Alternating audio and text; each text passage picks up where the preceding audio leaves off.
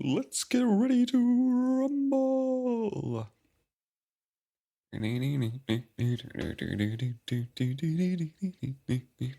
That's the best you can do for that voice. Yeah. I don't believe you. Try it again. No. Take two. No, I'm good. Why? You don't have fun. It's just us. I don't like having fun. Interesting.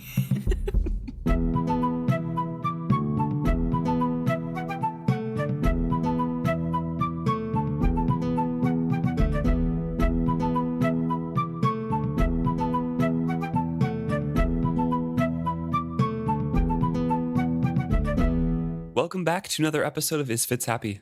I'm Luke. And I'm Emma. We're discussing Chapter 10, Truces. And we're with Ronica. She's kind of talking about how she's getting really used to sneaking around and eavesdropping. And it's really early morning because she had a resurging wave of grief about Ephraim's death and her loss. It doesn't happen super often anymore, but once in a while it still comes around. Yeah. And she's having this wave of grief because when she sits here in bed with her eyes still closed but awake, she can pretend like everything is as it was. Right. Because she's in a clean, warm bed, and she can pretend that Ephraim is on his way back anytime now. And that's what gets her thinking about Ephraim. And it's really sad. But I do kind of love this touch of grief still there, because I think that makes her even more real as a character. Right. Yeah. Because I think that's something about grief of losing a loved one is, even with other things happening in your life that are important, it's still there. It never, it fades with time, and it becomes easier to live with the fact that they're gone. Yeah. But it's not a complete gradual tapering of everything. No. It is realistic to have these waves. So she's waking up to that despair. She can't fall back asleep because it's really early. And then she recalls that horse hooves clattering on the cobblestones woke her up. So she's like, oh, it's a messenger. And this is where she gets her little sneaking in. Yes. And she thinks Malta would be proud of her. She had learned the edges of the stairs were less likely to creak and how to stand perfectly motionless in the shadows while others passed unnoticing. Sometimes she would sit in the study and pretend to doze to encourage the servants to gossip where she might overhear them. She had found a pleasant spot under the study window where she could feign absorption in her needlework until the worsening of autumn weather had put an end to that ruse. So she's taken a page out of Malta's book, and she is becoming sneaky and trying to find out anything she can. So she goes outside of the companion's study, Davad's study, and is listening in as Roed Karen is talking to Serilla. He and the companion had been keeping very close company of late. Scarcely a day went by when he was not closeted with her. Initially, Ronica had blamed that on his involvement in Davad's death. However, everyone else seemed to regard that as resolved now. So she's wondering what brought him here in a bunch of haste. Right. And then she goes into how Bingtown's consideration of Davad's death has now been concluded, and Serilla had proclaimed by the Satrap's authority she found Davad's death due to misadventure and that no one was responsible. The Satrapy, she announced, had decided that there was not enough evidence to prove Davad a traitor to Jamalia. For this reason, his niece would inherit his estate, but companion Serilla would continue to occupy Restart Hall. His niece would, of course, be suitably compensated for her continued hospitality in a timely fashion after all civil unrest had been resolved. Serilla had made a great performance of this pronouncement. She had summoned the heads of the council to Davad's study, fed them well on delicacies and wine from Davad's cellar, and then read her conclusion aloud from a scroll. Ronica had been present, as had Davad's niece, a quiet, self-possessed young woman who had listened without comment. At the close of the proceedings, the niece had told the council that she was satisfied. She had glanced at Roed as she spoke. So everyone kind of agreed to it, like, oh, well, if the heir is fine with that, then we're good with that too, and the matter was closed. Ronica notes that no mention of her family was made in that, And all of the pronouncements of being a traitor and not being guilty of that were to Jamelia and not being a traitor to Bingtown. Right. So things are not going so well for Ronica in this because, like you said, her family has not had their names cleared. And this isn't exactly the conclusion that she was hoping for. She also wonders if potentially Roed Cairn had somehow bribed Devad's niece Yeah. to get her to agree. With the look to Roed as she said that she agreed with it. Yeah. So there's that aspect going in. She really does not trust Roed, which is valid. And she's really struggling with this moment of things are kind of going past her and she's becoming less and less involved, which was not her initial intention. Mm-hmm. And Ronica was expecting at that time for Serilla to just kick her out, basically, because her task or her reason for being there was now dealt with and gone. Right. But instead, Serilla had emphatically insisted that she stay. She had been overly gracious and condescending as she said she was sure Ronica could help her in her efforts to reunite Bingtown. Ronica doubted her sincerity. The real reason for Serilla's continued hospitality was what Ronica hoped to discover. So far, that secret had eluded her. And then we jump back to the present where she is listening into Serilla and Roed's conversation. Right. And the reason she can hear this conversation is because the door is not fully latched. So she's able to hear. There's a crack. Because I know last time she tried to listen into the conversation between the two of them, the door was closed, so no sound escaped. Right. This time there is a little bit of sound. And she comes into the middle of the conversation where Serilla is saying, escaped? What do you mean he escaped? Roed's reply was surly. It didn't need to. Only so many words will fit on a message scroll on a bird's leg. He is gone, companion Kiki is gone, and that girl with them. If we are lucky, they all drowned in the river. But remember, the girl is Bingtown raised and the daughter of a seafaring family. Chances are she knew her way around a boat. That they were last seen in a small boat cries to me of conspiracy. Does not it at all seem a bit strange to you? The girl went into the buried city and got them out, in the midst of the worst earthquake that Trehog has suffered in years.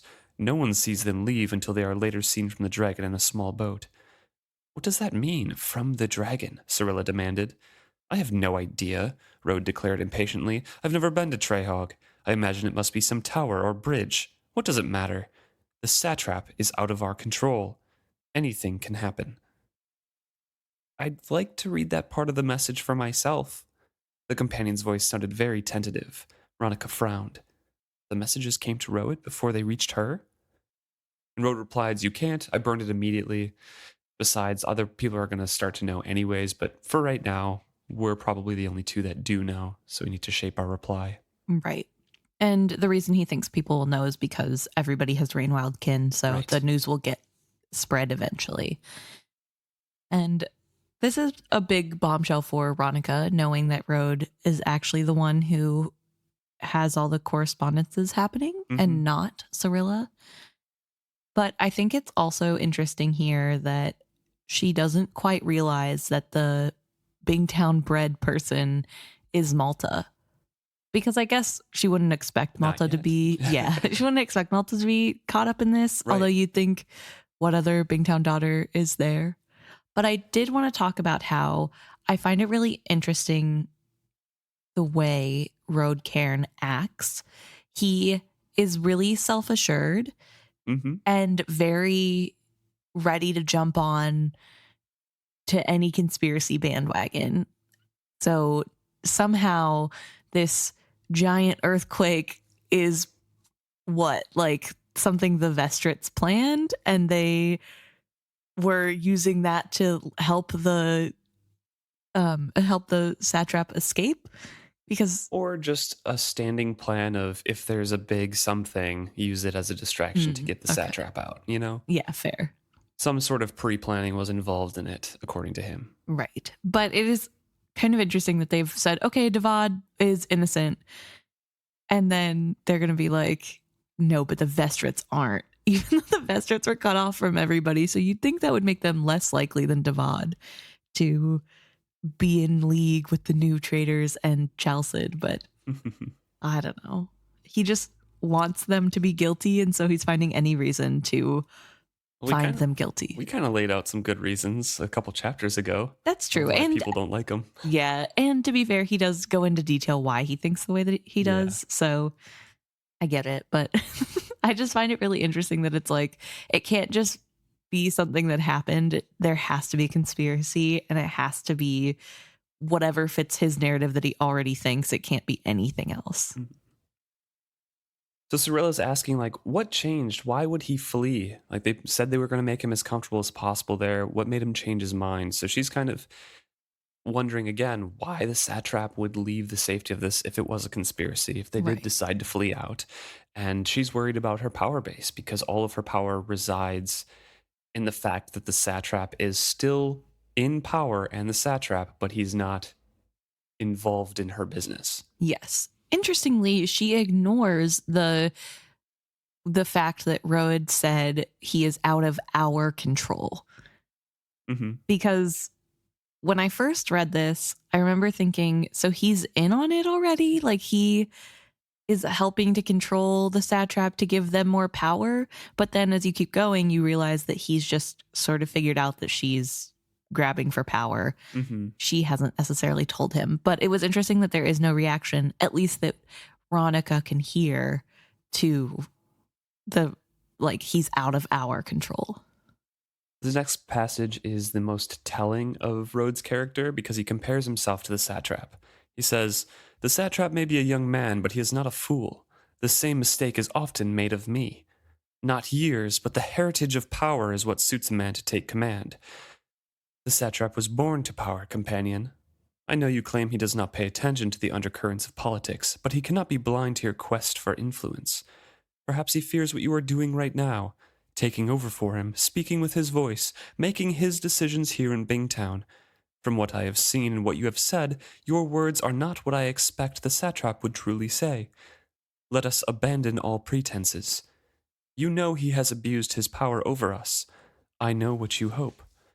You would like to take his power as your own and rule us better than he did."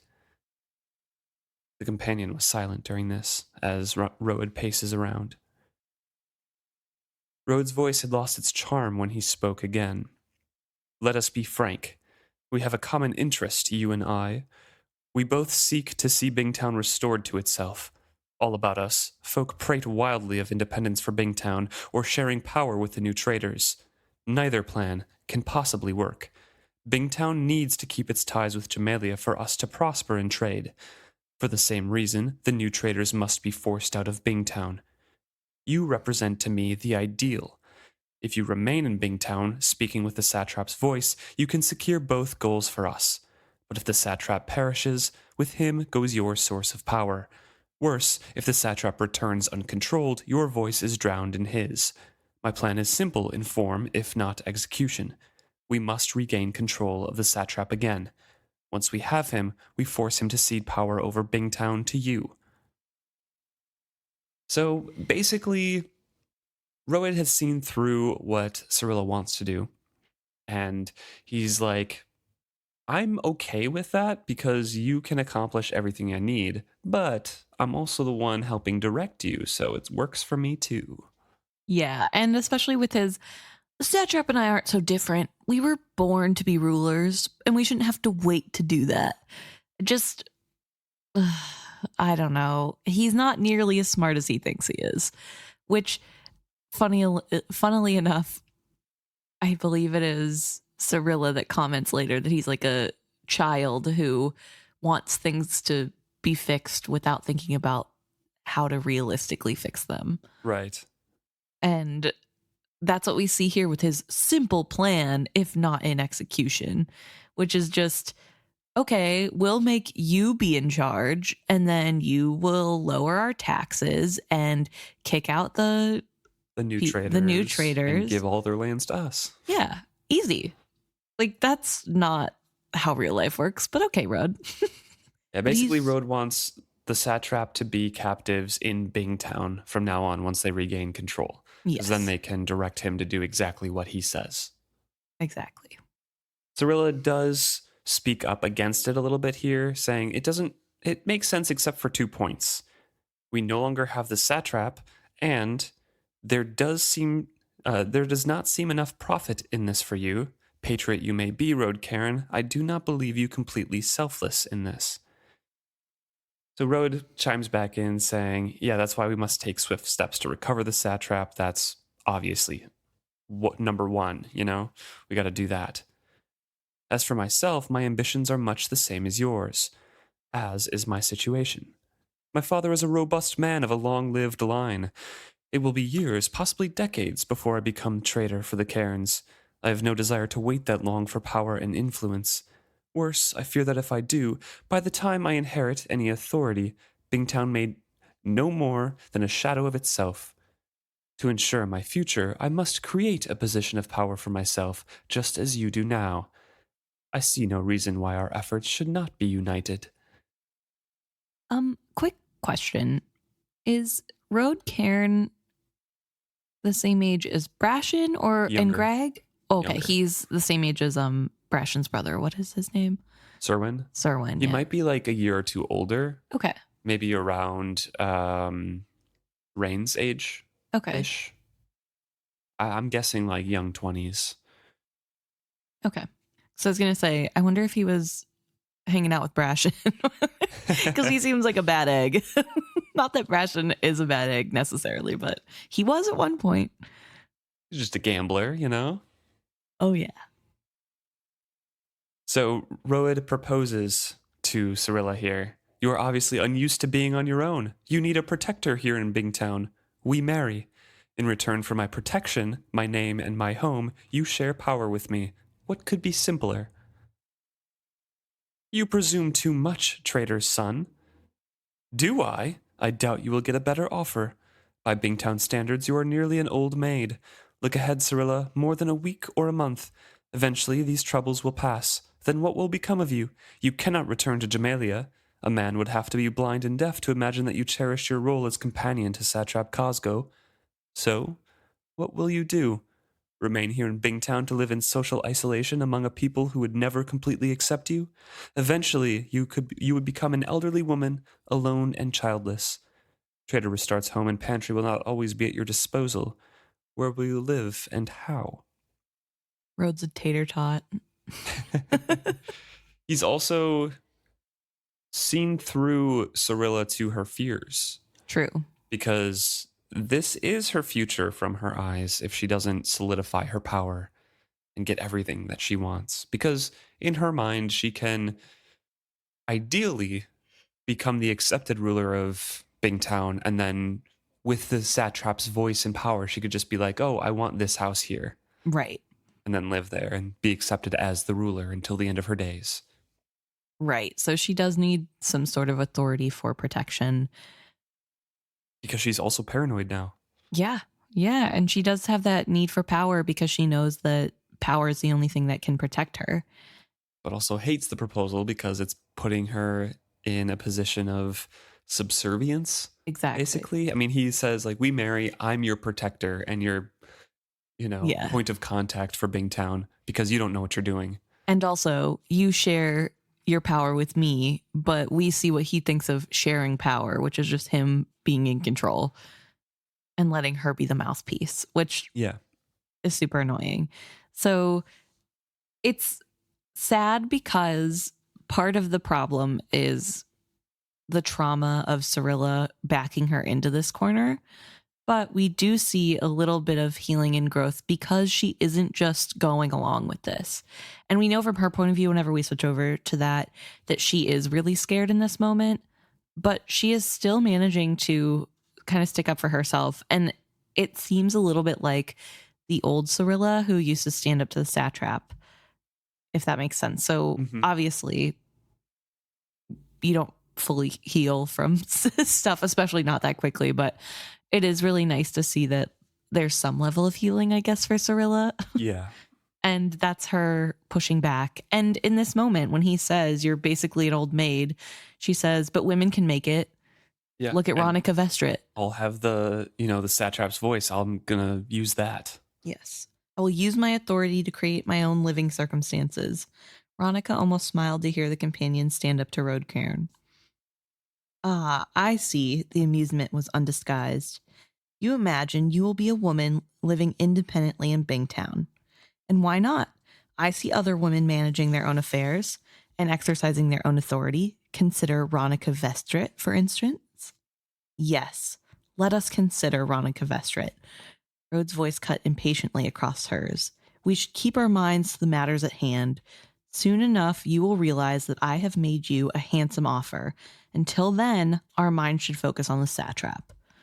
I want to pause there because I think it's really important that even though Roed is a little dumb in some ways, like he's not able to fully think through things and he's very selfish and Very idealistic. yes, he really wants things to go his way because he says so and doesn't really put much more thought into it than that.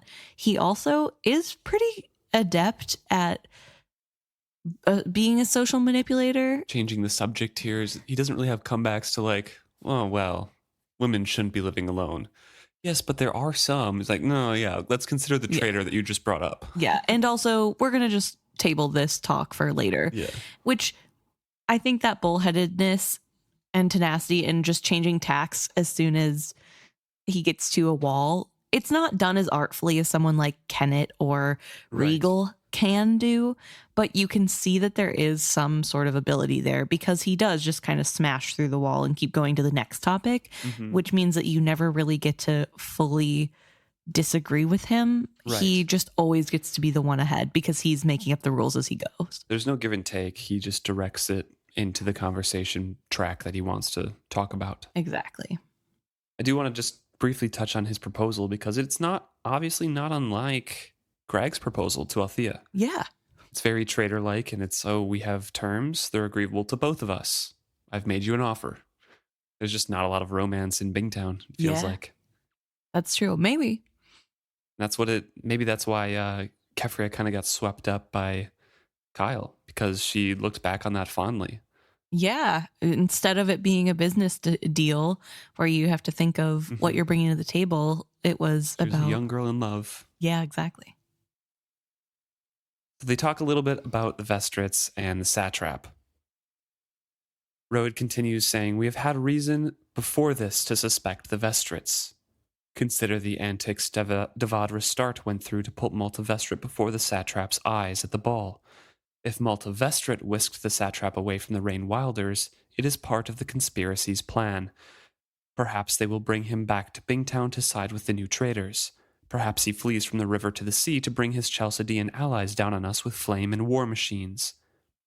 So this is where Ronica learns that Malta's the one who is with the Satrap right now. And she's like, oh, this is nonsense. But with a sinking feeling realizes, of course, it's Malta. Of course.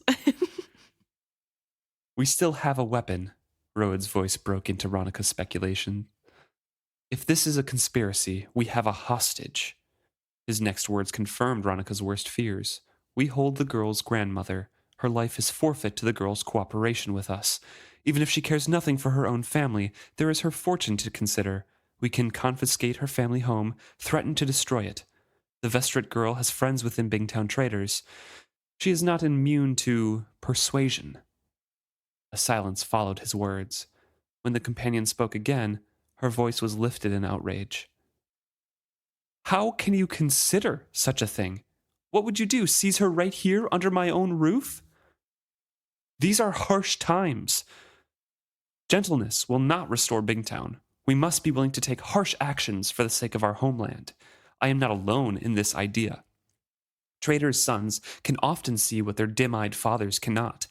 In the end, when the rightful folk of Bingtown once more rule here, all will know we did right. We have begun to make the oldsters on the council see our strength.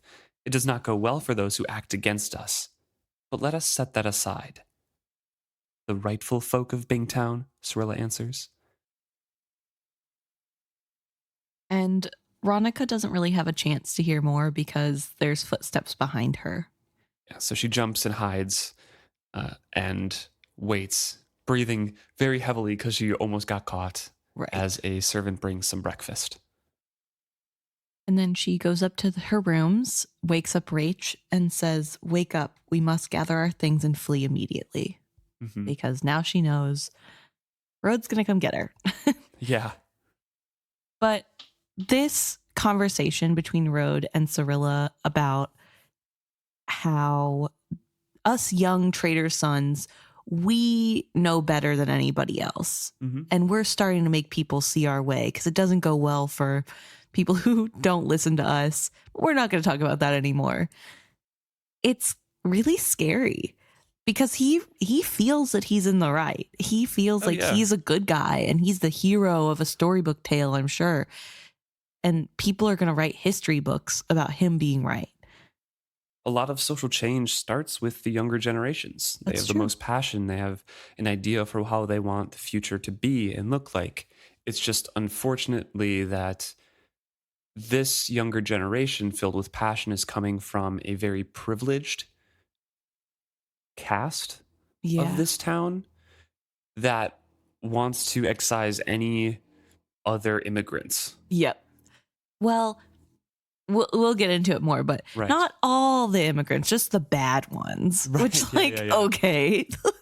The ones who actually want to have any land. Yeah. The ones who came before. The ones who won't bow down to the power of Yeah. the old traders. Right. It is really interesting to think about. Like, obviously, we're all Team Ronica, and Roed isn't really a good guy to the reader's point of view, but he is a good guy to himself, right? Like Yeah, and to a lot of people. and to a lot of people. And he probably truly believes that Ronica is a traitor and that he deserves to have more power. And it's the fault of these new traders. That's why things are going bad. Couldn't Right. possibly be any other reason. And if you just make that go away, everything will fall back into place and things will be better. It's really funny to hear him talk to Serilla in particular, talking about, Mhm. oh, you're going to be an independent woman living in Bingtown. Uh-huh. And then also him hating any newcomers and the Chalcedeans and things like that when he doesn't realize that Chalcedean culture has already kind of Seeped influenced in. his way of thinking. Yeah, because it's Bingtown culture that women are independent. Mhm. So where's the ride or die for that culture? Anyways, we flip over to Cerilla's point of view and get to see this conversation from her end and her thoughts about it. She is reflecting that it's very hard for her to speak and think coherently when Roed's in the room because he just projects himself in such a way, so much confidence, so much overwhelming presence that she just can't really stand up to him at all. Right. It's just like an overwhelmingly maleness in his aura that she is frightened of. And because she's scared, she cannot think straight. She can't put her own words into order and try to refute him. She Mhm. just wants him to go away. And so she finds herself nodding along even when she doesn't want to. Only later would she be able to recall what he had been saying and feel ashamed that she had agreed. He frightened her. When he had revealed that he knew she had secretly hoped to seize the satrap's power, she had nearly fainted. When he had calmly assumed he could take her to wife and sidestepped her affront with amusement, she had felt suffocated. Even now, her hands were damp with perspiration and trembling in her lap. Her heart had been shaking her body since her maid had wakened her and told her that Roed was below, demanding to see her immediately. Yet a tiny spark of pride burned inside her. She had stood up to him. If the shadow she had glimpsed at the door's crack had been Ronica, she had warned her. She had suspected someone was outside the door, just at the moment when he made his outrageous marriage proposal. Somehow, the thought that Ronica might be overhearing his brash offer had given Serilla the composure to rebuff him. It had stirred shame in her that the Bingtown trader woman might overhear Roed speaking so to her. The shame had metamorphosed into artificial courage. She had defied Roed by warning Ronica, and he didn't even know it. So she kind of turns the corner. She has been slowly starting to admire Ronica's resilience and her independence. Right. The same way that Ronica admired Serilla upon first meeting her, kind of just like, yeah, you're terrified. I pity you. You're trying to make the best of the world, but like, if we weren't on opposing sides of a civil war, I could Yeah. admire you. And now Cerilla's at the same kind of thing of like, well, we've been opponents, but You're okay. Yeah, I think it's kind of cute that Ronica's secretly proud of her. And she was right. Ronica was listening in and Ronica was proud. She says, even if the traitor woman was a traitor to Jamalia, the traitor woman was a traitor to Jamalia, Serilla wanted no part of her capture and torture. I really do believe that if they had met under different circumstances, they'd probably get along pretty well. They're similar in some ways, but yeah, in this moment, it's more just this disappointment from Serilla of, I can't believe this is happening. What do I do? And you can feel the panic of, how do I get out of this and still have composure? Because it's really hard to be in this room with Roed and not let him be in charge. Yeah. And she's thinking about that this whole time now, saying that the way that he talked about persuading these allies of Malta's to, like, you know, make her turn herself in and things like that is the same casualness that the satrap gave her to the Chalcidian captain. And she's just feeling kind of disgusted and afraid of Roed in this moment. And she's thinking, why had my courage fled? She could not even think logically when he was in the room. She didn't believe what he said. She knew she was more politically experienced than he and more capable of analyzing the situation, but somehow she could not act on that thought.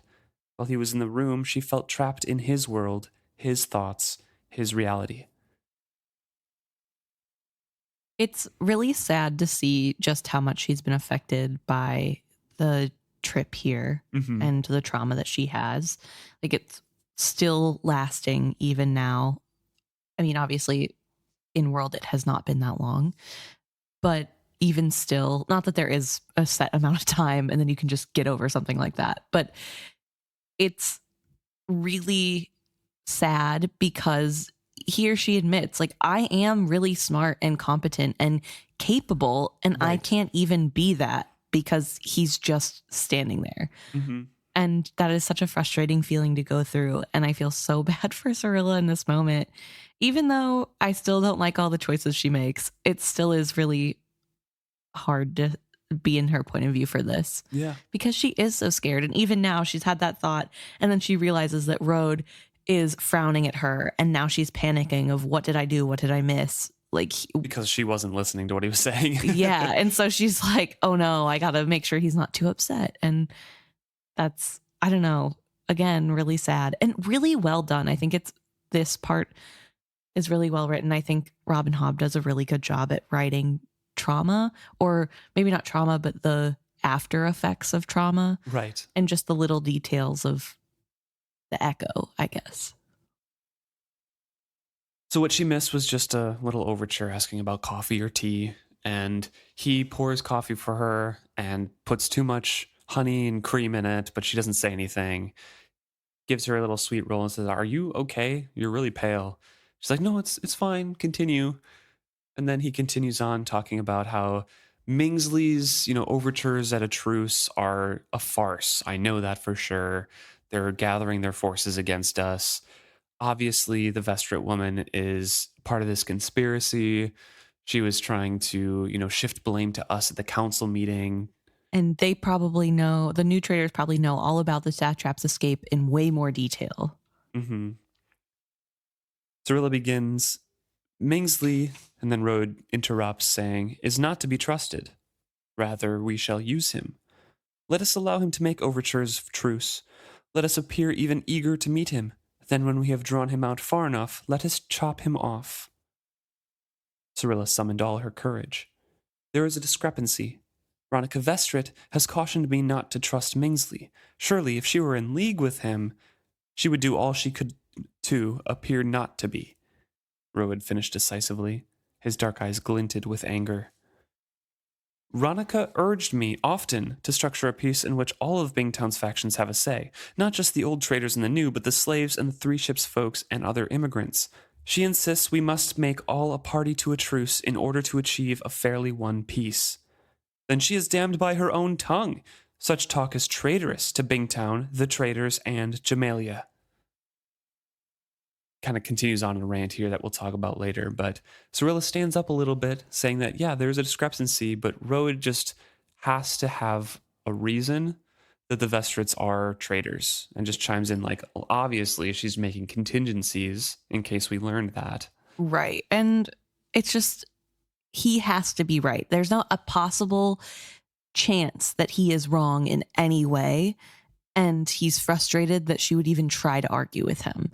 Well, which I don't even think he has to be wrong to outside influences. To himself, if he is wrong about this, then he has to question other things too. Right. And he's so full of righteous anger of how the world should be that I don't think he's mature enough to have nuance in those kind of thoughts.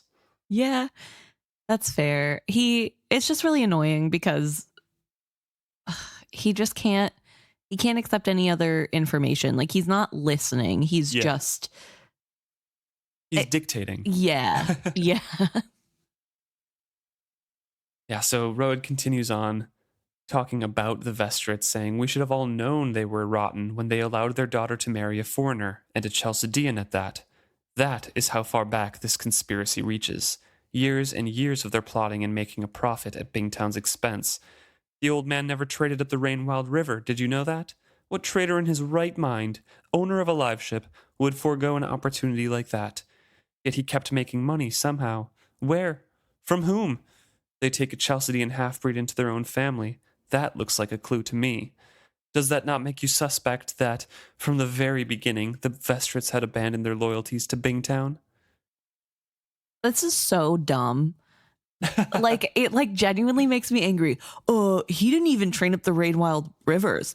Where'd he get his money from? He has a boat, idiot. He can trade other goods. I can't. Also, it's not like the Vestrits were rich. They weren't. They were floundering even before the death of, That's not necessarily true. I guess the last maybe 10 years. Yeah, they weren't wildly rich, but they were doing pretty well because he had recently made those contacts south of Jamalia still and was starting to get more exotic goods that weren't magic. Right. But it's just so annoying for a trader, son of all people, to not understand how trading works. Yeah. To be like, oh, where's he getting that money from? Obviously, he's in league with Chelsea. Doing what? He just sailed his boat off for 6 to 8 months and hung out with the Chalcids and came back with money to get the Satrap to come to Bingtown so his granddaughter could marry him. What? How does that make the most amount of sense? But it has to, because they have to be traders, and anything for can his be story used. to work. Yeah. They have to be. They have to. And obviously it all started because they married off their daughter to a Chalcedean. He stacked his points up too quickly. She felt bludgeoned by his logic. She found herself nodding and with an effort stopped. She managed to say, "But to make peace in Bingtown, there must be some sort of accord reached with all the folk who live here. There must." "Exactly. You're right. But say rather all the folk who should live here. The old traders, the 3 ships immigrants who made pacts with us when they got here, and those who have arrived since in 1s and 2s and families, to take up our ways and live by our laws, while recognizing that they never can become Bingtown traders. That is a mix we can live with. If we expel the new traders and their slaves, our economy will be restored. Let the Bingtown traders take up the lands that were wrongfully granted to the new traders as reparation for the satrap breaking his word to us. Then all will be right again in Bingtown." It was a child's logic, too simplistic to be real. Make it all go back to the way it was before, he proposed. Could not he see that history was not a cup of tea to be poured back into a pot? She tried again, forcing strength she did not feel into her voice. "It does not seem fair to me. The slaves had no say in being brought here. Perhaps..." And he kind of continues on "No, that's fair. It is fair. They will have no say in being sent away from Bingtown either. It balances exactly. Let them go away and become the problem of those who brought them here." It's so annoying. I don't know. I just get really annoyed with him. But he cannot think about anything other than himself getting back the power he feels he is owed. Right. And, okay, so the point that he makes, if the new traders and all their slaves, poof, went away, Yeah, Bingtown's economy would go back to how it was before. They'd probably be prosperous, but there's no doing that. This Yeah. is not that kind of magic world. That's not a realistic use of magic. But it's true, though, because even if they did tomorrow disappear, the tea has already been poured. Right. And the knowledge that they were there has awakened something, right? And so the 3 ships people, there's no guarantee that they're going to be willing to go back to the way things were. Right. And you can't just ask that of people. I don't know. It's tough. And Serilla's really trying hard, but obviously can't get anywhere. And it's not for lack of trying. Obviously, she is. And she knows she could try harder and Right. be more coherent if it wasn't for her past traumas, but... But to be fair, it's not like Roed would listen. He's not going to change his mind. This is not a person who is willing to listen to the other side's argument. He has made up his mind, and that is how he's going to be, and that's that. And when she asks, how do you propose to do all this?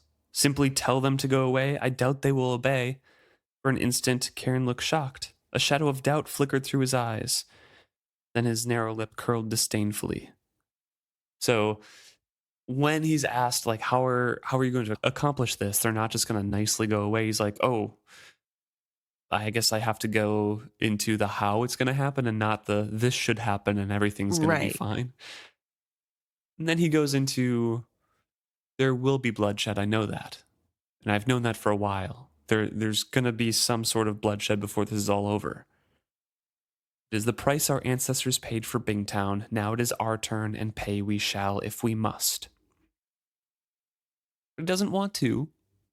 That's what he says. He's like, but I don't want blood to be shed. We'll just gather them all up in one place, everyone, and say, you have to leave or else. And then they'll leave. And if they don't, well... then we're going to kill them. And it's fine. Because obviously the bloodshed that my ancestors had when they were dying of the plague is equal to me murdering people who came to live here. And Serilla's like, are you truly prepared to kill all the hostages if they don't agree? It won't come to that. And if it does, it will be the doing of their own folk, not us. If they force us to it. But you know they will not. He spoke too quickly. Did he seek to reassure her or himself? So yeah, Roed has this grand idea. It's like, oh yeah, we'll tell all the new traders that every single family member has to ratify this new truce that we're making. So we'll all gather them up and then give them an ultimatum. And if they refuse to go, we'll kill them. But they'll just leave because they don't want to die. No, not them. They are going to take hostages at this meeting. Yes. And those hostages will be sent unharmed a week after they set sail. But if they don't set sail, they're going to kill the hostages and then them next. Like, I guess I'll give it to him. He has a plan. Yeah. That's about all I'm willing to give to him. Very audacious plan. It's so misguided and childish, like Serilla says. It's a child's logic. And this idea of like, well, obviously we'll just kill them if they don't do what we want. That's not exactly what the good guys say. You know what I mean? Like, in her head here, this is where her thought comes in that you were mentioning before. He was a large boy spouting violent nonsense. She'd been a fool ever to rely on him for anything. Too late she had found that this tool had sharp edges. She must discard him before he did any more damage, yet she could not. He stood before her, nostrils flared, fists knotted at his sides, and she could sense the anger seething behind his calm mask, the anger that powered his so righteous hatred. If she spoke against him, he might turn that anger on her. The only thing she could think to do was flee. She stood slowly, trying to appear calm. Like, oh, thank you for the news. Now please leave me alone. I must have time to think about what we are to do. Right. And Roed's like, no. You don't have time. Yeah, we don't have time. We have to make a decision and act now. Write these letters that I'm telling you to write now. And while you're doing that, I'm going to go get the Vestrit woman. Yep. Compose the letters summoning the council, then summon a servant to deliver your messages. I'm going to tell me which room Ronica lives in. Suddenly, a frown divided his brows. Or has she swayed you to her cause? Do you think you would gain more power if you allied with the new traitor conspiracy? Of course. Any opposition to him would prompt him to classify her as an enemy. Then he would be just as ruthless with her as he was prepared to be with Ronica. The Vestrit woman had made him afraid when she stood up to him. And that's the crux of the matter, right? That's, I think, why he's doubling down on Ronica's guilty. She's a traitor. Because she stood up to him and said, you're wrong, and what you're doing is wrong. And he can't believe somebody would tell him that to his face like that. Because I truly believe that nobody else in Bingtown has said something like that to him. Mm-hmm. Nobody has questioned Roed. They're kind of like, oh, he's a young boy. Things are dire, whatever. But not Ronica. Ronica was like, listen here, boy. Traitor's son. Traitor's son. Derogatory. So I don't know, but I kind of believe, especially with the way that's phrased right there, that maybe that's why he's digging into this. She needs to be punished and stopped, because heaven forbid anybody else start questioning his motives or actions. And Serilla's in a really hard place right now because she wants to protect Ronica from this violent, angry, self-righteous, hating male that is like seething in her room right now. And she knows that Roed's going to hurt Ronica probably. Yeah. Maybe not intentionally right away, but he's capable of it. He's capable of it and has already threatened to do so. But at the same time, if she refuses, then he could turn all of that anger onto her. So she's doubly scared because of what has happened to her in the past. But also, this is a crazy guy who's very big and tall and strong, super angry right now, looking for opposition. Yes. So she's like, okay, yeah, it's this room. Had it been Ronica in the hall, had she heard the warning and understood it? Had the old woman had time to flee? Had Serilla done anything to save her, or was she sacrificing her to save herself? And then later on, it would not be her fault. She had done what she could, hadn't she? But what if the shadow at the door had not been anyone at all? What if the old woman still slept? So she's trying to kind of toy back and forth with it, and then her traitor's mouth, her dry mouth, whispered the words of the directions to Ronica's room, just hoping that it was Ronica in the doorway. After he was out of sight, she curled forward, her head in her hands. It wasn't her fault, she tried to console herself. No one could have come through what she had experienced unscathed. It wasn't her fault. Like a rebuking ghost, Ronica's words came to her. That is the challenge, companion, to take what has happened to you and learn from it, instead of being trapped by it. I will say, as much as we harped on Ronica for saying that to somebody that she had no idea the depth of the trauma, it does seem to have helped her in some way, because at least some words that she can come back to. Right. Because before this, we didn't really see a lot of growth. It was a lot of self-pitying and not really standing up for herself and just going down a bad path. And then at least this chapter, we've seen a little bit more growth and being able to try to stand up to Roed. Right. And so, I mean, I'm not saying that obviously it's Ronica's words that did this, but I think the conversation with Ronica, at least getting it off her chest that there is more to her than meets the eye, was helpful in some way and was able to help her to see Ronica in a different way. Right. I will say that Robin Hobb's penchant for writing characters who are super paranoid is way too common in this series. Okay. We have two of them in the same room right now. Serilla, super paranoid for some reason, out of nowhere. Just like, people are going to try to poison and kill me. Right? We talked about that a bit. And now Roed's like, oh, these people are traitors, which we can explain away. That's fine. Yeah. But then in the middle of somebody who's the ally who he just proposed to share powers, like, oh, unless you're in league with them, are you my opposition too? Yeah. I don't know, super paranoid. Kenneth's super like that too in this book. I don't know. A lot of them. Althea a little bit. Paragon, obviously, Yeah. for reasons. But there's a lot of slightly crazy paranoid people in this series. And I feel like it's a little too much. Something's in the water. Just like one or two too many. I don't know. That's part of the Bingtown curse, actually. True, yeah. That's the payment of living on the shores. Everyone's my enemy. We switch back over to Ronica as she is wandering the wilderness with Rache. They snuck out in the woods behind Devad Restart's mansion, and on a map, Ronica knew where she was going. Just go through the woods, and then you hit the beach to where the 3 ships immigrants are. Right. And it's going to be hard, begging from the 3 ships people, but she's got to do what she's got to do. But then it doesn't really show geography on on the map. It doesn't show the topography of the land, and they're in this huge ravine or across a huge ravine. Yeah, they need to cross this ravine to get where they need to go, but obviously they can't do that where they are. And it's just way different than the journey she had expected. Much harder. Very miserable. Rache is kind of comforting her, like, no, we couldn't have gone by road. They would have ridden us down by now. Like, this is the best way to go. You didn't know it was going to be like this. Also, she takes her hand and says, let's just follow the water. Mm-hmm. Either we'll come to a place where animals cross this, or it will lead us to the beach. From the beach, we can always follow the shoreline to where the fishing boats are hauled out. So Rache was leading the way.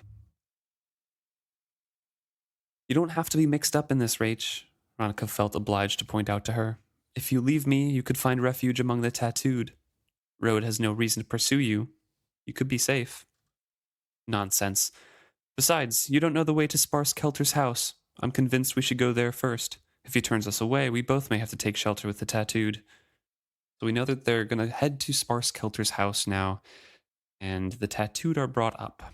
Right. They find a little animal trail that Rache is guiding them on. Yes, and at this point, it says by mid-morning the rain had eased, so they've been going for an hour or two, maybe 3, because it was like 5 a.m. before, right? Yeah, it was so before like the sun had 5 risen, hours. I think. Yeah.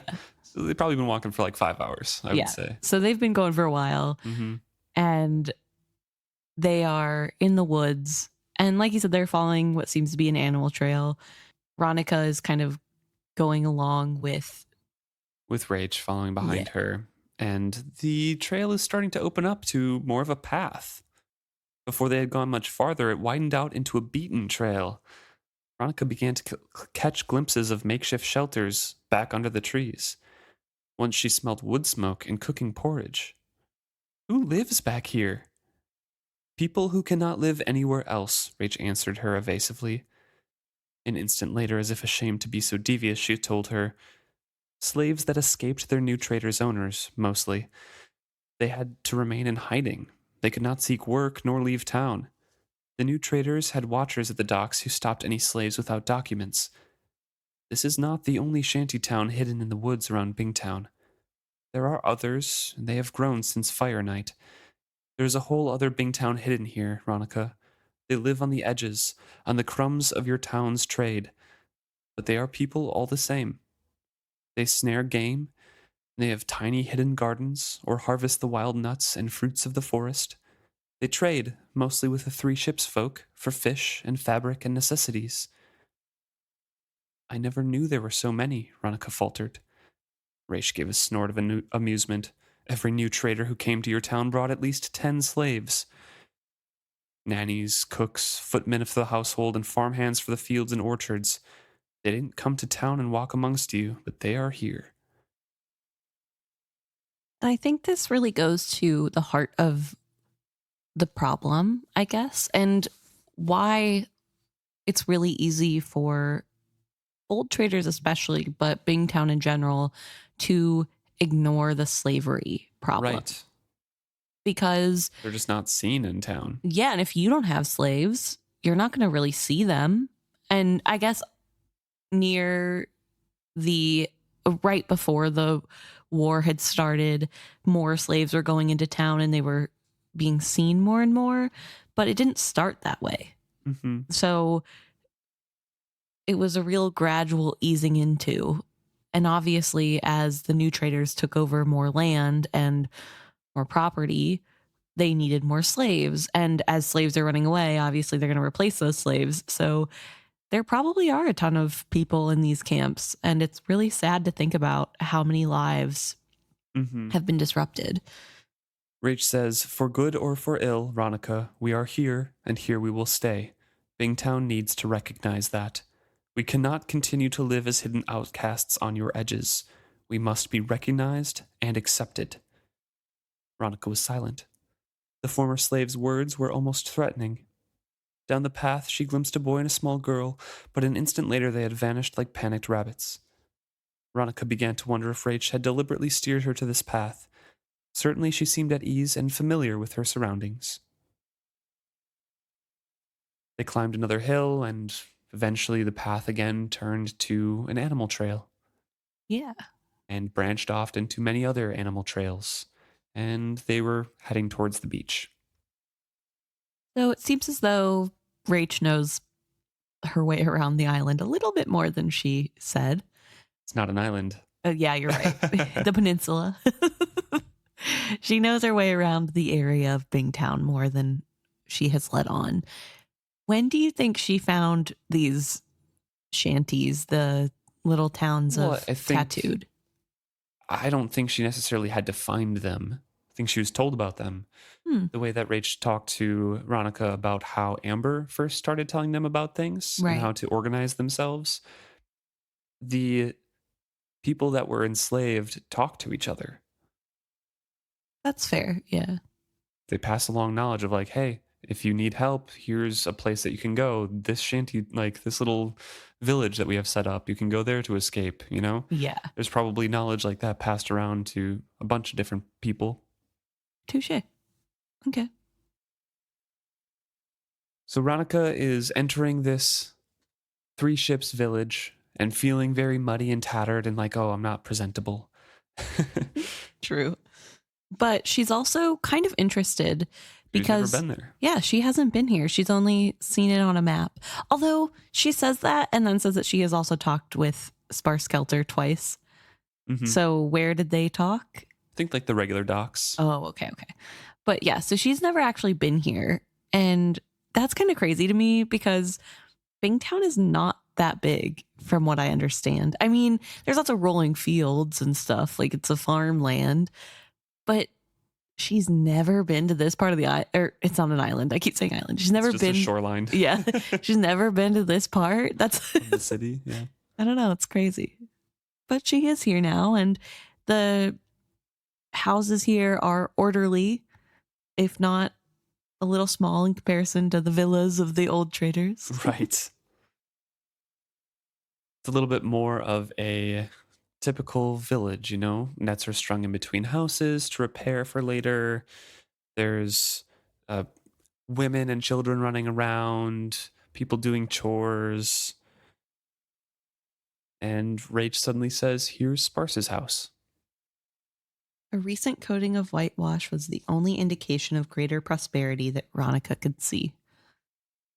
So Sparse Kelter's doing pretty good for himself. He's got a nice fresh coat of whitewash midst of the war.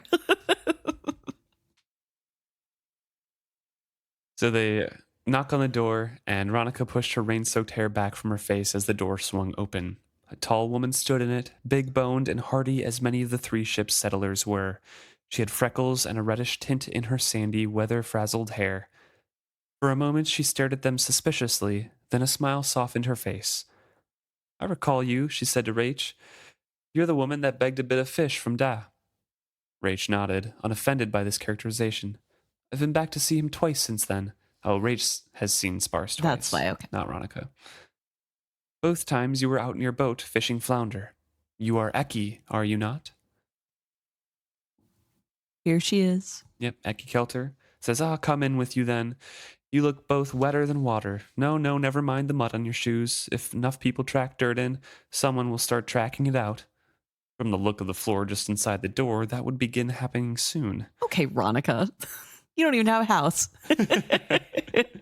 Don't throw stones.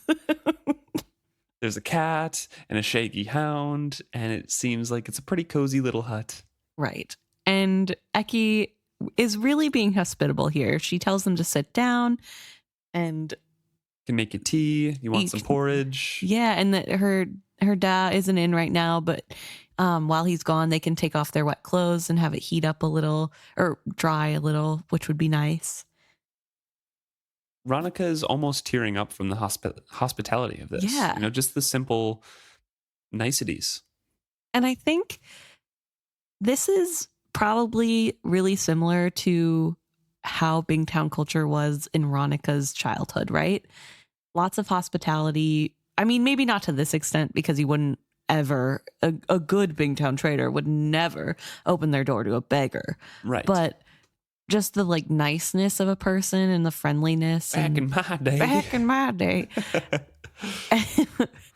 I feel as though this has to be some sort of spark in my mind. I guess my reading of this is some sort of spark of like, this is how Bingtown should be. This is how it used to be. And this is a Three Ships person giving hospitality to an old trader and a slave, and just being nice and not asking a million questions. She's letting them eat and just talking niceties about the weather and ships and how the fishing has been so that they can eat and it's not embarrassing and she's not making them feel bad. But when they finish, yes, then she sits down at the table, has a cup of her own, and then asks some questions once they're comfortable. Yes. And I don't know. I really like this descriptor and this characterization, I guess, of Eki and the Three Ships families as a whole. But I think it's really nice. And it really gives that idea of like the barriers really are self-made in this town and that people can be good. Yeah. So, you're the women who've been talking with Dad before, aren't you? You've come to talk with him about the Bingtown situation, eh? Ronica appreciated her forthright approach and reciprocated it. Not exactly. I have spoken with your father twice about the need for the folk of all Bingtown to unify and treat for peace. So Ronica has also spoken to Sparse, I guess, twice. Yeah. Interesting. Unless that's a little mistake. Or at least... maybe through Rache? Through Rache, yeah. I don't know. Unclear. Things cannot continue as they are. If they do, the Chalcidians need do no more than sit outside our harbor and wait until we peck each other to bits. As it is, when our patrol ships come back in, they have difficulty finding fresh supplies. Not to mention that it is hard for fathers and brothers to leave homes, to drive off the Chalcidians if they must worry about their families unprotected at home. A line divided Eki's brow as she nodded to all this. Rache suddenly cut in smoothly. But that is not why we are here now. Ronica and I must seek asylum with Three Ships folk if we can. Our lives are in danger. Too dramatic, Ronica thought woefully to herself as she saw the Three Ships woman narrow her eyes. An instant later there was a scuff of boots on the porch outside, and the door opened to admit Sparse Kelter. He was, as Rache had once described him, a barrel of a man, with more red hair to his beard and arms than to the crown of his head. That's such a good description. Yeah. I don't know. The image of him is so jolly. He glanced from his daughter to the two women at the table with her. He took a sudden breath as if he had just recalled his manners, but his greeting was as blunt as his daughter's had been. And what brings Trader Vestrit to my door and table? Hard necessity, Sparse Kelter. My own folk have turned on me. I am called traitor and accused of plotting, though in truth I have done neither. And you've come to take shelter with me and my kin. They both knew she brought trouble, and that it could fall most heavily on Sparse and his daughter. She didn't need to put it into words. It's traitor trouble, and there is no justice in me asking you to take it on. I shall not ask that you shelter me here, only that you send word to another traitor, one that I can trust. If I write a message, and you can find somebody to carry it for me to Grag Tanira of the Bingtown Traders, and then allow me to wait here until he replies, that is all I ask. And I know that's a large enough favor to ask from a man I've spoken to only twice before. But each time you spoke fairly, of things dear to me, of peace in Bingtown, a peace that Three Ships folk could have a voice in. And the name Tanira is not unknown to me. I've sold them salt fish many a time for ship provisions. They raise straight men in that house, they do. I'll do it. I've no way of repaying you. I don't recall that I asked any payment. He added matter-of-factly, I can't think of any payment that would be worth my risking my daughter. Save my own sense of what I ought to do, no matter the risk to us. I don't mind, Eki broke in quietly. Let the lady write her note. I'll carry it to Tanira myself. An odd smile twisted Sparse's wide features. I thought you might want to at that. Ronica noted that she had suddenly become the lady to Eki. Oddly, she felt diminished by it. So, quick aside, I a little bit hate how ambiguous time is in this book, because last we saw of Greg Tanira, he was like, I'm helping you, Ronica, because I want to have good standing when Althea comes back, because I'm not giving up that easily. And now... It was kind of in a joking manner. Yeah, but like, still mention of like, he's kind of still into her. And now... however much time has passed, he's already talking to Eki. Something's happening. Not necessarily. Eki wants to talk to him. Okay, but I don't know. It feels like how much time has passed. I mean, granted, already time had passed when Althea has told him no. And like, I'm not really into your marriage proposal, thanks though. So it's not like that just happened a week ago. But it feels like a week ago, he helped Ronica and was like, yeah, I'm still open to marrying Althea. And now it's like, and here's Eki. And maybe I'm just reading into it like that because we know that they end up together. See, I'm reading it as Eki is the one pursuing Greg. Okay. That Sparse has had dealings with the Taniras before, and Eki might have been along on some of those sales or whatever, and may have seen Greg. Okay. I don't know. Just feels like he's like, oh, I'm not surprised, which makes me feel like they've been chatting for a minute. Or like the dad can recognize when his daughter has a crush. Yeah. Fair enough. Okay. It could be anything.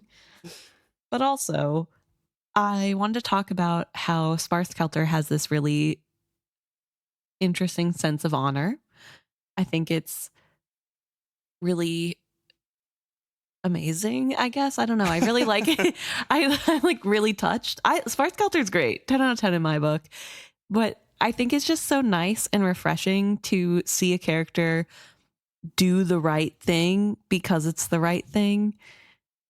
And there isn't this waffling of, well, what are the consequences? And like, I don't know. Is it really my responsibility? And that's because we don't see it in his head. That's true. That's true. And also, I think, too, we've had a lot of people kind of trying to shy away from the outcome of society or instances that they have some little part in and just trying to push away any of their own responsibility. And then here we have Sparse Kelter come in and be like, yeah, I don't care that this isn't my problem. It's the right thing to do, so I'm going to help. Yeah. And I really like that. It's a breath of fresh air. True. And we see a little bit more of in the continued conversation, kind of the depth of resentment that Eki especially holds for the Bingtown traders. Yeah. So Ronica's all of a sudden the lady and feels diminished by that because Eki was treating her normally as like another woman before. And now it's just, yes, this lady here. I have not even a scrap of paper nor a dab of ink to call my own, Ronica points out quietly.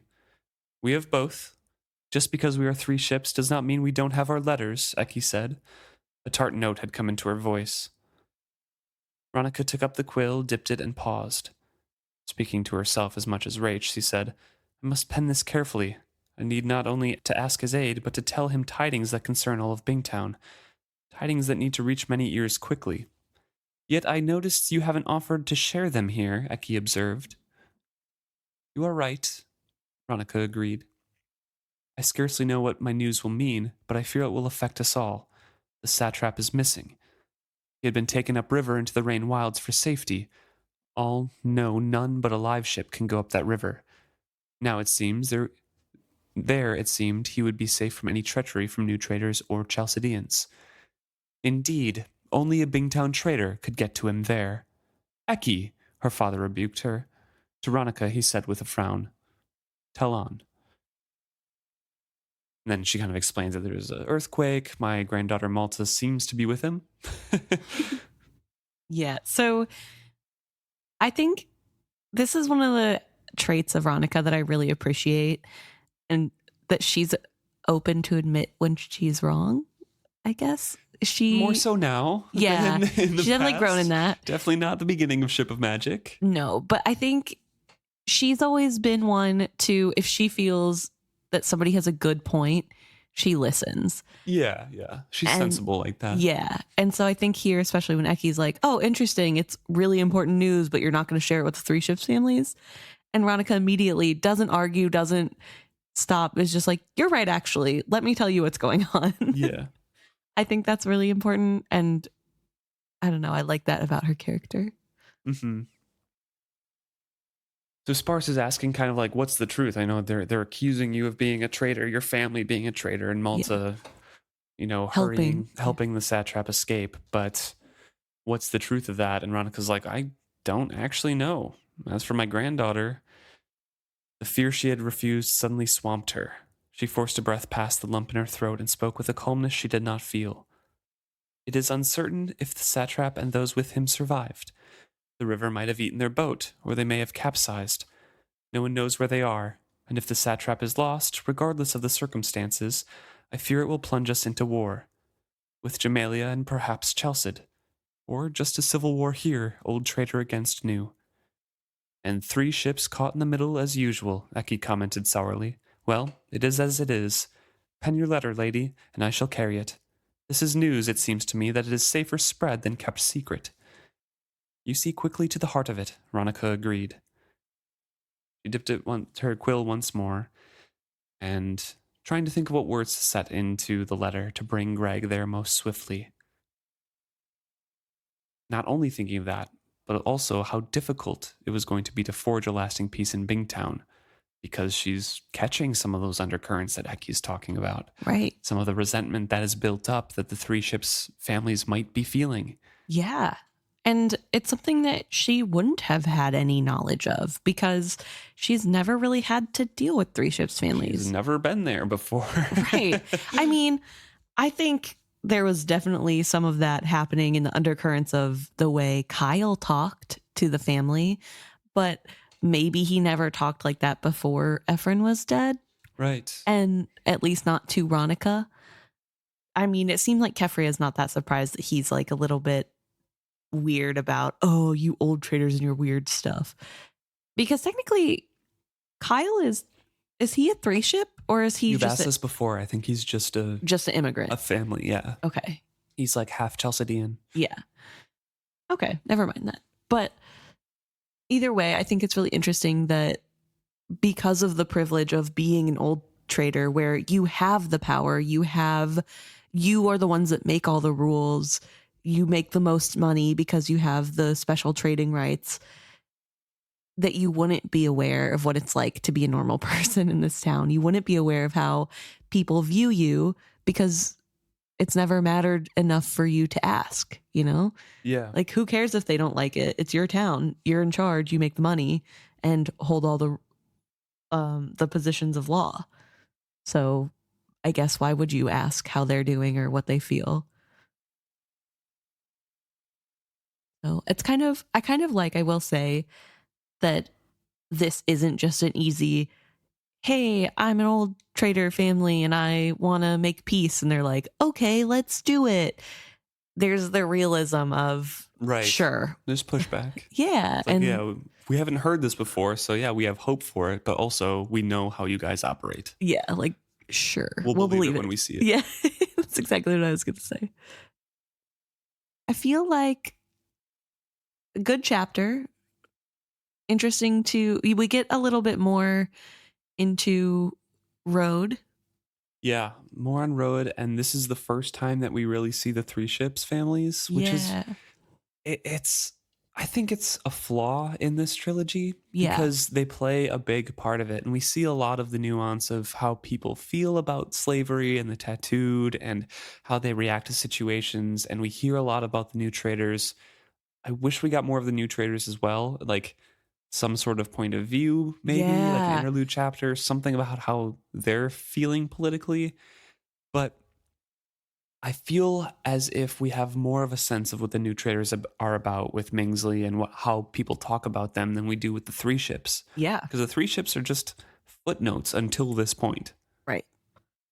So I'm glad we get it now. I just wish we got it a little bit earlier. Yeah. I feel like it would be nice to have like a couple Eki chapters throughout.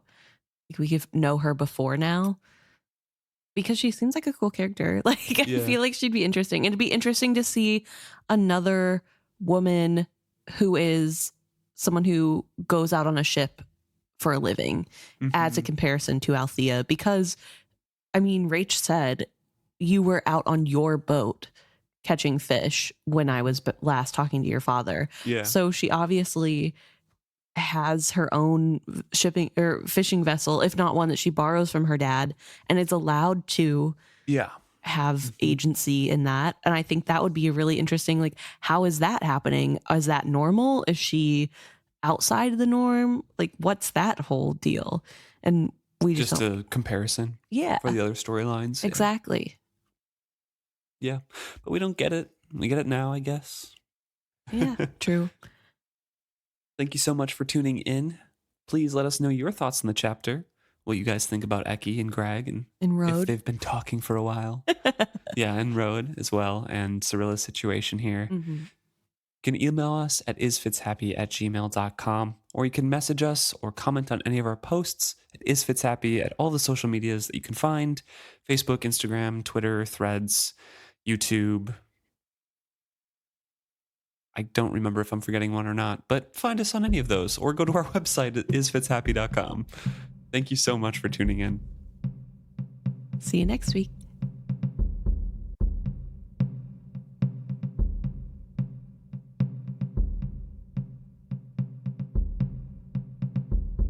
Welcome in to the best part of the podcast, where we talk about what you have brought to us. And we're going to start today with a comment from Ellen on Facebook. And this is from episode 213, which is The Battle. It's literally the chapter title Battle, but The Battle. And Ellen has a question about Paragon's interrogation of the pirate boy. Do you think he really told him Divvy Town, or did Paragon somehow glean it from his memories through the blood? Do you think he gets more glimpses of Kenneth's life from the pirate's memories through the blood he is trying to refuse but can't? I personally think that the pirate was just terrified and told him what Paragon asked. I don't think he really used any blood or memories to glean any more information from that.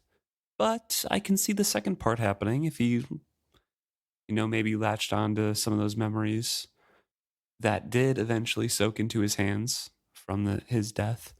Maybe he did see a little glimpse of Kenneth in them, but also he was trying to reject those memories and that part of the pirate really hard. So he probably automatically tries to ignore that now because he has so many bloodstains. Right. That he doesn't want to get lost in those memories. So it's really hard to say. But I think personally, to the first part of it, the young pirate was just terrified and told him the answers to his questions. I was wondering if maybe the reason he freaked out so hard was because he did know that the pirate was telling the truth. I don't know if that was from the blood or being able to touch the human, right? Like gives him some sort of read on their emotions. But he does get really quiet before freaking out and tossing him like a rag doll across the sea. I'm sure his first question was like, did Kenneth really say that he wanted a live ship? Right. Like that sort of thing. Just like, tell me. Right. And then he was very insistent afterwards. No, he was lying about other things, but he said Divvy Town. Right. And so I don't know. So I think it would make sense that he freaks out so hard because it is the truth and he really wants to reject that. But maybe not. I don't know. It's an interesting way to look at the scene, though. Mm-hmm. So I don't know. Thank you for the question, Ellen. Then we had a message on Instagram from Peculiar Ponies. Just a quick correction. We were talking about the horses that they had Yes. posted last time, and we got pictures of baby Swift, which were very cute. But now we got some pictures of Relpta as well. Yes. So thank you very much for those. Very cute horses all around. But on to the actual content. Yes. Peculiar Ponies wants to chime in a little bit on our conversation about Althea versus Brashen and the battle scene as well, and sides with you in that they felt that Althea's reaction was a very realistic one to have, especially in a male-dominated field. And it's a big difference for someone to jump in and take over the task rather than to jump in and help. Yes. Which is absolutely how I feel, but I did not phrase it in that way. So thank you, Peculiar Ponies, for putting it in those terms, because that's kind of the heart of what I was thinking. And I don't know if I fully said it in a way that expressed that. I tried. I don't know. But seeing it that way, I'm like, yes, exactly that. It's because it's not the fact that he is doing it, it's that he's doing it for her instead of with her, I guess. And so I think that's just a really frustrating place to be at. Mm-hmm. But yeah, so thank you for phrasing it that way. I really liked it. Then they go on to talk about Paragon and how, in their opinion, Paragon is acting a lot like Kenneth whenever he starts. In his monologue at the end, he's saying like, oh, it's not my fault I did these things. Brashen doesn't understand these things. It's the pirates thing that made me do these things. Lavoy understands me. Yeah. It's similar. Peculiar Ponies is pointing out that's similar how Kenneth shifts blame. Yeah. How it's never about them. They didn't make the mistake. Somebody else made them make that mistake. And we were kind of talking about how Paragon had different parts of them that kind of surface once in a while. Yeah. And I see it as just, Paragon and different things that he's influenced by, and part of his madness is those different personas. And you had a theory before that it was actually like those main memories kind of coming to the forefront and taking over for a little bit. Yeah. And Peculiar Ponies seems to kind of think this might be the Kenneth part of Paragon peeking forward and taking over that shifting blame. Yeah. And that Kenneth part really responds to Lavoy's kind of insinuations and his intrusions and his manipulations of Paragon. Yeah, and I think in regards to it being the parts of Kenneth that Paragon has, it would make a little bit more sense of the childish nature in which he acts, both when he tosses the pirate and is that whole interrogation scene, and then afterwards where he's being like a little kid being like, well, fine, I don't want to play with you anyway, when he's in trouble. And the parts of Kenneth he took were boy Kenneth. And so like I think that childishness could be stemming from Kenneth's personality that he took. That a couple young boys die in his deck, including one of the Ludlucks. True. That awakened him at the end. Technically 2 Ludlucks have died on his deck. He just only resuscitated 1. Selfish. No, I'm just kidding. Peculiar Ponies also points out that the Void to them seems to be acting as a groomer in this situation, a predator for Paragon, in particular how they are socially isolating Paragon from the others around them. Yeah. And cutting him off from the people who care about him and making him feel as though he can't trust them. Yeah, it's only dependent on Lavoy. Yeah. And whether Lavoy is doing that, on purpose or just trying to make him more violent and more apt to like him in case there is a mutiny. Yeah. It's having that effect either way. Yeah. So he's successful in that. But it is, I think, a really good shout to say that it is similar to how abusers act and that there is that isolation happening. So it's definitely something we'll have to continue to look at as we go forward and Lavoy's interactions with Paragon. But yeah, thank you. Thank you very much. We then also got a message from Ryan on Instagram. Great timing, Ryan. You're not going to hear this for another 200 episodes because he's talking about episode 4, but we got this about 20 minutes ago. So. Yeah, literally 20 minutes ago as we're recording this, we're like, oh, another question. Ryan wrote in to talk about episode 4, which is a long time ago, but it's specifically talking about chivalry and how in that episode, they feel as though we missed chivalry's entire game. Yeah, so I obviously, it was a while ago. Don't remember exactly what we all spoke on about chivalry. And Ryan says here, I'm only at episode 4. I don't know if you talk about this later or not. Neither do I. I don't know if we talk about that in the future episodes. We talk a lot, so. We do talk a lot. But Ryan wants to talk about how much chivalry was playing politics with his abandonment of Fitz and the decisions that he made. Yeah. So, in Ryan's opinion, chivalry fails to acknowledge Fitz's existence to keep him safe. He was close to Chade and he knew what it was to be a royal bastard. So in refusing to have anything to do with Fitz, he's ensuring those who would use him against him don't know of his existence. He further protects Fitz by abdicating and monitoring how he's getting on through his skill with Verity.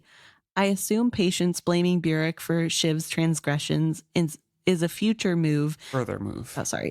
move to protect Fitz because both Patience and Chivalry know that Burek will guide him in an unassuming life and never encourage him to rise above his station.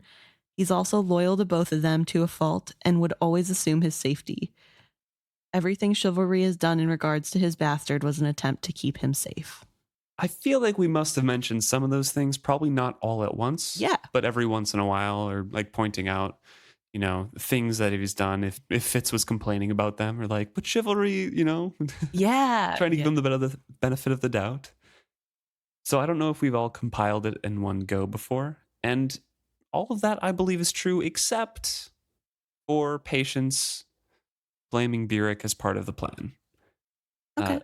I believe Patience was way too emotionally distraught and hurt by everything to be a part of some political game in that. Yeah. Trying to protect Fitz.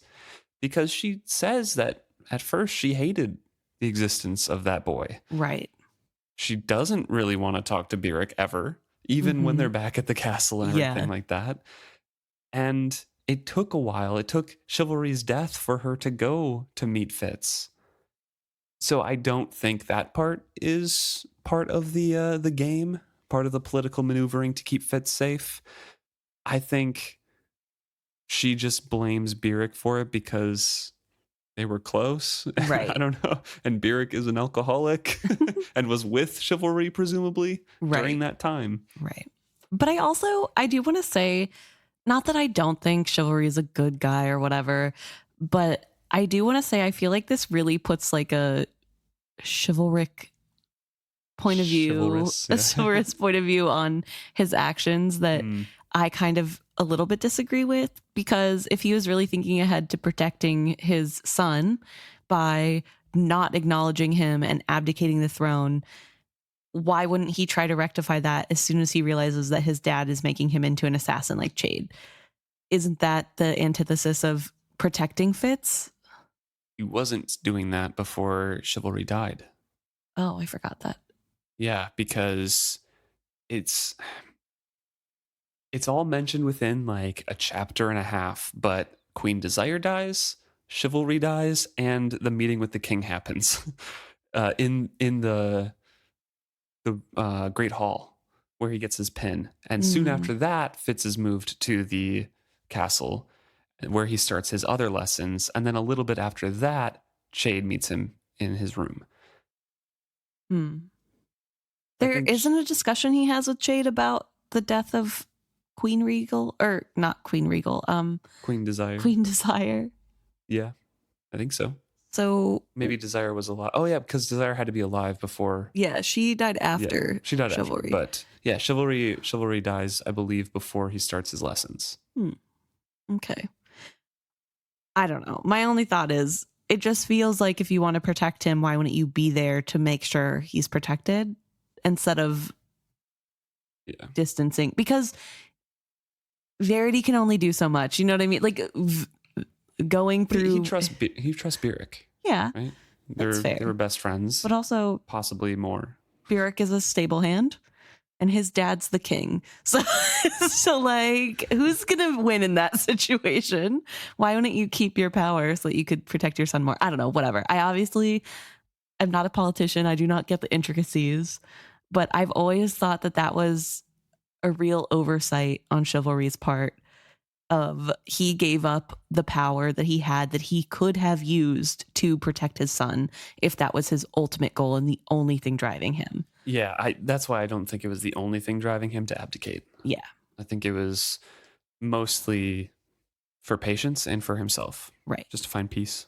But I will say there definitely was more thought put into it than just, I'm going to abdicate. So right. Yeah, definitely. Yeah. But it is good to have all those things put together. So thank you, Ryan, if you hear this, when you hear this, I should say. And then finally, we got an email from Lena. And Lena is also a new listener. Episode 36. Yes. So a little further than episode 4, but a little bit of Fitz talk, which is nice on the Is Fitz Happy podcast. Haven't talked about him in a while. Actually, didn't we just talk about him like 2 episodes ago? We do seem to bring him up a lot. Anyway, Lena wrote in to talk about a theory that they had in the theming of the characters Fitz, Night Eyes, and the Fool. And this is a really cool theory and good little book theming kind of theory. And it is about how Fitz, the Fool, and Night Eyes might symbolize past, future, and present. Yeah. And I think that's really interesting. So their reasoning is Fitz is generally often in the past in his thoughts and writes down what has happened all the time. The Fool and the future obviously go well together, visions, prophets, paths, etc. And Night Eyes repeatedly teaches Fitz to live in the present / in the moment. That together would also explain why the 3 of them belong together and make a whole. What do you think? I think it fits super well together. I think it is a very nice thing. The only thing that is a little iffy is the Fitz thing, but he does dwell on the past a lot. Yeah. He does live in his past a lot, and a lot of things in his past affect him, as they affect all of us. Right. But especially Fitz. Yeah, and he's always trying to get back to some idealized version of the past. Mm-hmm. So, yeah, I really like this. I really like this idea because I think it's a really cool theme. And I especially like that it fits in our little Trinity trio of friends. Yeah. So, I don't know. I really like it. Whether or not it's true, it is to me. Thank you so much. Yeah, thank you. Cool to hear. So thank you everybody who writes in. We always love hearing from you guys. And it's always a lot of fun to get to hear your guys' thoughts, whether they're on episode 2 or 102. We love hearing from you guys, and we really appreciate you guys adding to the conversation. Thanks so much.